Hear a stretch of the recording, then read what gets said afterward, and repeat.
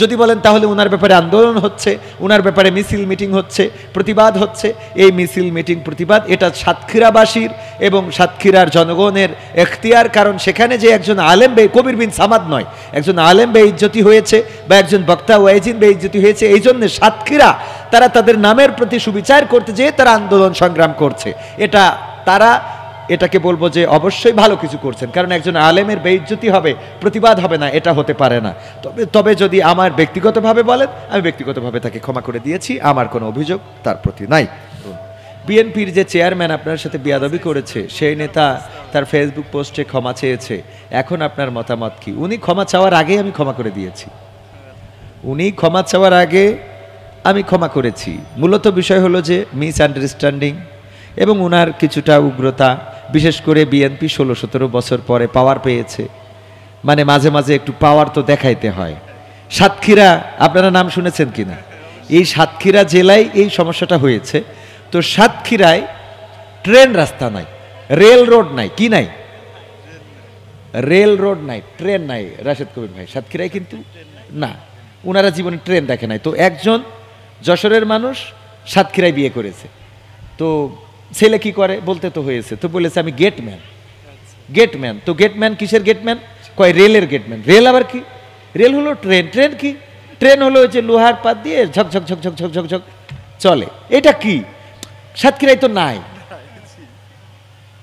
তো বললো যে ঠিক আছে, আমি তোমারে কি গেটম্যান এটা তোমারে দেখাবো বিয়ের পরে। তো বিয়ের পরে নিয়ে আসছে, আপনাদের এখানে তো রেল রোড আছে না, তো দেখানোর জন্য মোটামুটি ওই এসে নামাইতেছে, ওই যে গেট নামাইতেছে, বউরে নিয়ে গেছে, বলছে এই যে দেখো গেট নামালাম আমি, কেমন গেটম্যান, পাওয়ারটা দেখো। তো যখন নামাইতেছে দুই পাশে গাড়ির জ্যাম পড়ে গেছে, যাওয়ার পরে বলছে তোমার কারণে তো এতগুলো গাড়ির জ্যাম পড়ে গেল। এইটাই তো পাওয়ার, তুমি তো গেটম্যান বোঝোই নাই যে গেটম্যানটা কি, গেটম্যানটা কি এটাই তো বোঝো নাই। আমার পাওয়ারটা দেখো, দুই পাশে নামাই দিলাম এত গাড়ি, বলছে ওরা তোমারে মারবে না। কয় ক্ষমতা আছে নাকি? হ্যাঁ, ভিতরে আমাদের বাচ্চারা গিয়েছে, মা বোনেরা দেন, আমি আরো দু একটা গান শোনাবো, তারপরে মোনাজাত করবো ইনশাআল্লাহ। তো গেটম্যান গেট নামাই দিয়েছে, আমার পাওয়ারটা, ওরা রেগে যাবে না? কয় রাগার কোনো সুযোগ নাই, এটাই আমার পাওয়ার, এটাই আমার হ্যাডাম। ঠিক আছে, কিছুক্ষণ পরে বললো আরেকটু তোমারে পাওয়ার দেখে আমি গেটম্যান হিসেবে। লাল একটা পতাকা নিয়ে নাড়া শুরু করেছে। তো লাল পতাকা নাড়লে ট্রেন দাঁড়াবে, এটাই স্বাভাবিক। তো ট্রেনটা দাঁড়াই গেছে, এত বড় গাড়ি জীবনে তো দেখে নাই। কয় এত বড় গাড়ি দাঁড়াই গেল এই তোমার লাল পতাকা দেখানোর কারণে? কয় এটাই তো অ্যাডম, এটাই তো পাওয়ার। ঠিক আছে, আর কোনো পাওয়ার আছে? কয় না, এইটাই গেটম্যান। ওই যে ট্রেন চালায় ওদেরকে কি বলে? ট্রেনের পাইলট বা ড্রাইভার, যাই হোক না কেন, ট্রেন থেকে নেমে এসে বলতেছে লাল পতাকা দেখাইলে কি কোনো বিপদ আছে নাকি? কয় না। তো কিসের জন্য দেখাইলে? কয় আমার বউরে আমার পাওয়ারটা দেখাইলাম, যে আমি গেটম্যান। কি গেটম্যান? আমার পাওয়ারটারে দেখাইলাম। তো ড্রাইভারের হয়ে গেছে রাগ, যে বিনা কারণে দাঁড় করাইছে, থাবা একটা কষে দিয়েছে কান সরা যেতে। থাবা কষে দিয়ে ট্রেন নিয়ে যখন চলে গেছে, বউ কইল পাওয়ার তো দেখাইলে ঠিক আছে, কিন্তু তোমার এটা কি করলো? তোমার এই যে থাপ্পড়টা দিল, বলতেছে আমার পাওয়ার আমি দেখাইছি, ওর পাওয়ার ও দেখাইছে। মাশাআল্লাহ মাশাআল্লাহ, দাও টাকাটা দিবা? ও বাবা দিতেই চায় না। আল্লাহ অনেক বড় করুক, নেখায়াত দান করুক। নাম কি? মাহিরা।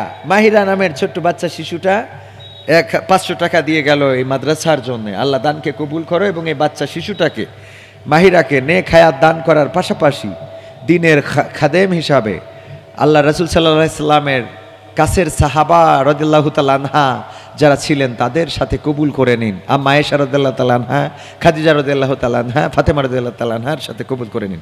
যাই হোক, তো আমি সাতক্ষীরার ওই চেয়ারম্যানের ব্যাপারে বলবো, উনার পাওয়ার তো উনি দেখাইছে, উনার যে হ্যাডম সেটা উনি দেখিয়েছে। আর আমাদের পাওয়ারটা কি? আমাদের পাওয়ার হলো আল্লাহর কাছে দোয়া করা, ক্ষমা করা, আমাদের এটাই পাওয়ার। আল্লাহ রাসূলকে তায়েফের ময়দানে রক্ত ঝরালেন, গা থেকে রক্ত ঝরলো, জুতা আটকে গেল। আল্লাহ রাসূল সেই রক্তগুলো জমিন থেকে আবার গায়ে মাখালেন এবং বললেন, হে রব, তুমি যেন এই তায়েববাসীর পরে ক্ষিপ্ত হয়ে কোনো গজব দিও না, কারণ হতে পারে আমার কোনো ভুল, আমি সঠিকভাবে হয়তো দাওয়াত দিতে পারি নাই। এটা ছিল রাসূল সাল্লাল্লাহু আলাইহি সাল্লামের আদর্শ। সুতরাং তার পথে যারাই চলবে তাদের এই উদারতা নিয়েই চলতে হবে। ওই চেয়ারম্যানের ব্যাপারে আমার ওপিনিয়ন হলো, উনি ক্ষমা চাইলেও ক্ষমা করেছি, ক্ষমা না চাইলেও করেছি।